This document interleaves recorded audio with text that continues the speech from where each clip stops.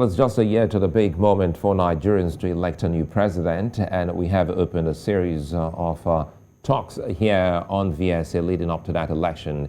Joining me now is Dr. Shino Fagbenro-Byron. He's a lawyer and a former presidential candidate. Good to see you, and thanks for coming. Thank you very much, Sulaiman. Thank you very much for having me here. I'm excited having you because it's always good to have people who have actually gone through the process. Yes. But before we start talking about that, leading up again to this election, I want your overview, your reaction to some of the things Jibrin said about his candidate he's rooting for. Well, without a doubt, Asiwaju Tinubu is the candidate to beat in APC. And except we want to really fool ourselves, and why is that? You know, he's probably the most influential person in that party, beyond those who are actually in power. We all have to recognize his political sagacity. We have to recognize that as governor of Lagos State, he did demonstrate, for me, when you leave power and whoever takes over from you, you structure things in a way that whoever takes over from you improves on what you do and is even better than you. For me, it's a sign of good management and good succession planning. And I personally, because of some of the proximity I had with working with Lagos State that time, I do know of some of the significant things that he did that demonstrated one of the key requirements for governance, and that's capacity. Having said that, it's not just capacity that you need to be considered. Number one, Nigeria is in a particular state now. There are challenges that are there now, not 2007. This is 2023, right? So the challenges now are somewhat different. Nigeria as an entire country is somewhat different from Lagos as a state. And then beyond capacity, there are other things that, and this is some of the issues that people want to interrogate from any candidate. For you to be in a position to deliver good governance, you need capacity, you need accountability, and then you need to be responsive. One of the weaknesses of this current government is inability to be responsive. Taking 6 months to put in ministers, wanting to do things at your own pace, not having a sensitivity or a sense of urgency, staying in a comfort zone, not understanding that other Nigerians are feeling some pinch. So all these things need to be put together to be able to evaluate. And then the key question is, what is the agenda? What are the plans? And what does the candidate believe in? But by now, the agenda should be out. By now, people should know what he's actually standing for. I don't believe it's fair on Nigerians for any candidate to come out and say, this is me, you know me. But I'll tell you something, Winston Churchill, everybody knew Winston Churchill. He won the Second World War for Great Britain. But after the war, he stood for elections. The British people did not elect him again. And they told him that you were the prime minister for the war. Now we want to build the peace. And so you may not fill that particular vacancy. Every time requires a different set of skills, a different set of type of person, a different attitude, and a different set of knowledge. So what I am saying in essence is that Jibrin, yes, he's done quite a good job in trying to present his candidate. And anybody who wants to, except who want to deceive ourselves, you can't take away from Tinubu what he has achieved. And for me, he's entitled to contest, but he has to, he will be interrogated. This is an interview. The presidency is just a job. It's not a chieftaincy title. It is not a reward for things done before. And he must take all questions. It is not a reward for things done before. It is an expectation of things we expect you to do. Another thing that might be a challenge to him is Nigerians are not very happy with the state of things right now. The trajectory is not very good. Either security, either economy. It's not there, the indices. So in other words, the gains or otherwise of the party may affect him. Absolutely. People will not but associate the current state and the current party and the current government with him. Because to a very large extent, he did really work hard to get this government in place.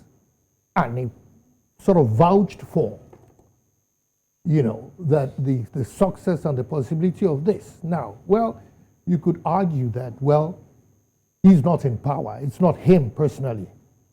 But, you know, it's not him, but when you guarantee someone and the person fails, you must understand when people doubt you when you put yourself forward. Now let's start talking about the journey, Yes. you know, to this big moment. First, let me ask a personal question. Are you running this time? No, I wouldn't be running. I wouldn't be running, except, as you say in Nigeria, except I'm dragged. But I don't have any plans of running, no. You were the candidate for COA party. Yes, I was. You know, Nigerians, during the last election, Nigerians thought that some of these small parties, Yes. They were going to make some incursion Yes. into our political Yes, space. yes. And what really happened? Well, you know, to a very large extent, I think the mindset of Nigerians towards what type of president they want has not changed. A lot of Nigerians claimed they wanted younger people, newer people, and fresh faces. But when the younger people, newer people, and fresh faces came, they still ran after the old people. Partly because there was an issue of financing. You know, Nigerians would, I mean, look, whether we like it or not, a lot of Nigerians have been impoverished. The poverty rates have increased over the past 4 years. So a lot of Nigerians have been starved. Anyone who comes now and doesn't have plenty of money would not begin to start scratching the surface. This was what we found then. The second thing is this. Many Nigerians do not read manifestos, even the so-called educated ones. We don't read manifestos. We don't really care. When I went through my primaries in COA party, there were 3 stages. And I believe that only COA party and PDP were the only parties out of the 70 or so parties that had any primaries. Go back to the records and see. We had an exam, written exam, then we had a debate. Then we had elections at the federal and at the state level. And that was how I emerged. And then my manifesto there was a pre-primary manifesto and a manifesto that I presented to the public, which was on my website. Most people will say, look, forget about the manifesto. What do you know, this is typical in Nigeria. How can the country, how can Yes. Nigeria take off that culture? Because I recall I watched the debate, Yes. and it was only recently on the show we Yes. had Professor Patu Tomi, and he said Nigerians must start to interrogate these people they are seeking to hire. So how can that culture of questioning, or interrogating, interviewing these people, that's the other word, debate? Well, people, we have to be desirous of listening to what they have to say. You see, I believe that to a very large extent, and while I will credit the press for doing quite a good job, a lot of us Nigerians, we just want to be entertained. There's a difference between wanting to be entertained and wanting to listen to what the fellow has to say and interrogate what they have to say. I had an experience with the debates 3 months after the president was sworn in. I got a letter from the organizers of one of the debates, not the channel's one, but one of the debates that happened in TVC, telling me they apologized that I actually was qualified to be invited. But by some computer glitch, I still have the letter in Abuja. It was, so there are different ways that people get excluded. I see, for example, interviewers running after people who don't want to talk to them. Whereas people who want to talk and have their say, you don't give them the light of day. Tomorrow you will say some people have been silent. But they're not. Look, the microphone belongs to the press. It belongs to the media. It is whoever you give the microphone to that his voice is loudest. And this is the role and this is the power of the media. There is an opportunity to listen to what people have to say. But are we really, really, really interested? And now you're talking about equal opportunities. That is what I'm saying. You have to give, what I'm saying is a level playing field. And this goes back to the APC and their coming primaries. For APC to produce a candidate, the primaries they go through must be seen to be absolutely and totally transparent. Number one, many people will believe that Asiwaju has an edge already, having control of several factors within the party. You remember the recent controversy between direct primaries on indirect primaries. So, you see, Nigerians must learn. We must learn how to build a culture of inclusiveness and transparency. And that's why the factor of accountability is not just what we mouth. We have to demonstrate some level of openness and fairness.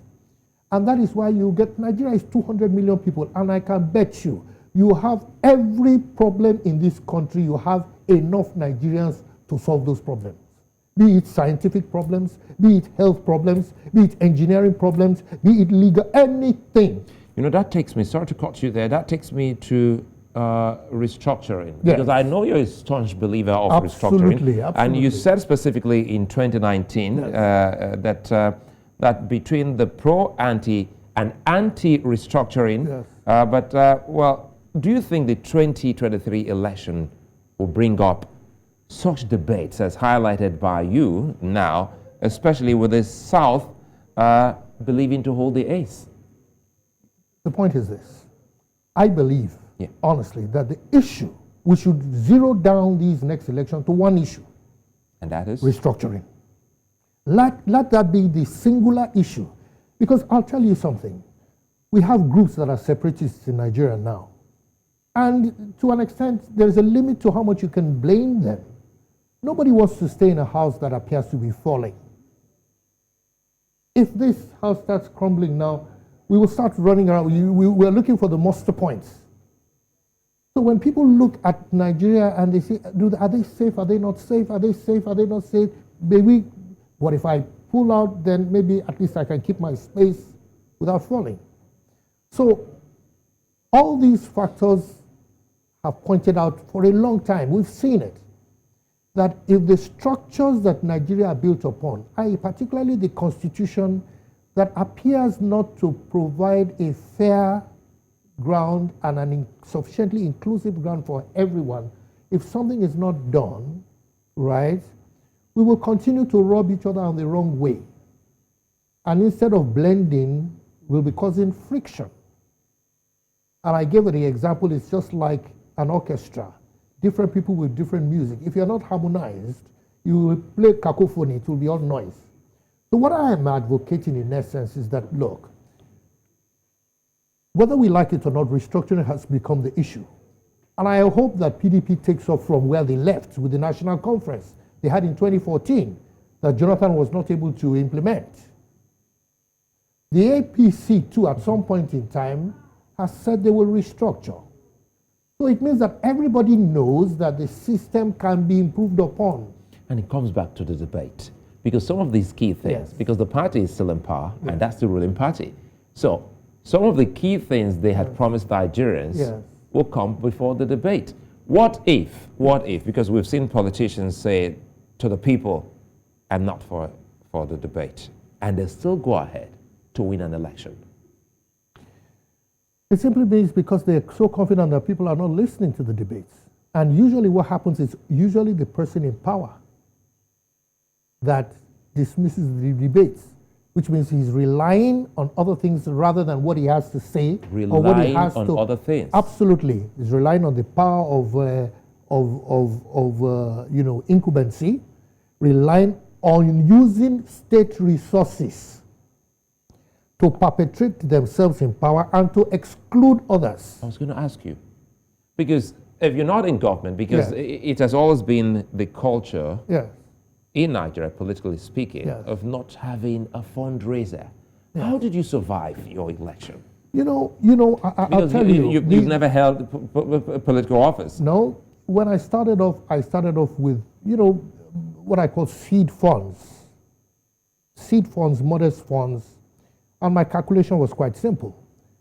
Was that, yes, we might not win because we're a small party, but we had a purpose, we had an agenda. We will affiliate with as many parties that have the same agenda. Unfortunately, the MOU upon which that coalition was supposed to stand was breached. And then again, when my campaign really went pear-shaped when I never got invited to the debates. Because I believe that at the debates, I would have demonstrated, some difference, So once your funders see that you're not on the debates, they tend to withdraw. Again, a number of small parties must realize, and this is where we must credit the big parties. Both APC is a combination of ACN and CPC. Both parties have a history. CPC has been contesting elections forever. They've been able to grow in the grassroots. ACN, you know what they did. And they combined. PDP, they started off, there are things that might have messed up each party, but the truth of the matter is that they went through a learning curve, which many new parties are not ready to go through. My friends trying to do the third force now, the third force should have been ready in 2019. The second day Buhari was sworn in for a second term, the third force should have been ready. Should have been registered. So you think it's almost late? It's absolutely too late. I can assure you, I guarantee you it is too late. It is not going to happen. Because what you have now with the third force is that they are top heavy. The intellectuals are there. The elite are there. The people who know how to discuss with themselves are there. The people who understand how to read and digest and dissect manifestos are there. But how many people do they have on the streets? They don't. So as we wind down, because as I said earlier, it's going to be a series till the election, and I'm hoping that from time to time we'll reach out to you to help us unwrap some of the key things. I might be somebody else's campaign director. You never. All right. So the one last issue I want us to talk about here before we call this off is the issue of ethnicity and religion. Yes. This is 2022 and is still very much dominant in Nigeria's politics. And it's a shame and it's a pity, and I'm so sad about it because I went to a federal government college. And of course, I'm from Lagos and I'm a Yoruba. And anybody who is Yoruba knows that you must have somebody in your family who is Christian, Muslim, and traditional. So it's not really a problem. It's never been a problem for me. However, when you have a system that is patently prone to be manipulated, that is not just, and you have a diversity that is not managed well. You see, when you have diversity and it's not managed well, you will end up having favorites and people disgruntled and people remembering that it is because I am from here that is why I'm treated like this, or some people are from there. And unfortunately, the president, our sitting president, has not managed Nigeria's diversity well. The second mistake we have been making, which is for me a military mindset. It is a military mentality that has destroyed Nigeria. You don't unite people by forcing them to unite. You see, to unite people, right, you let them know what the other brings to the table that you don't have. It is when I know that you are bringing something different from me, but it's value adding, right, that I'll embrace you. But you can't forcefully tie people together. And this is what we are saying about the Constitution. The Constitution and its management and the way it manifests, right, does not aid national unity. So we can only speak about national unity. It puts too much power in the hands of the president and the center, and they say power corrupts, absolute power corrupts absolutely. Well, it's a fine place for us to leave it today, but quickly here, you supporting anyone? I will be, well, all of the candidates have not come out now, but I pretty much have a good idea of who I will be supporting. The person has to be in support of restructuring. I believe in a zero tolerance for illiteracy. I believe in education. I believe all children must go back to school. I believe there should be zero tolerance for hunger. All these street children, I think that should go. So the person that I'm likely to support is someone that I know has demonstrated by his belief, his nature, his pedigree, that he's for those things, especially restructuring. I'll bring you back so that we can unveil Thank you very much. that president. Well, it's been an engaging session on the show today. Thanks for being in such good company, Fagbenro-Byron.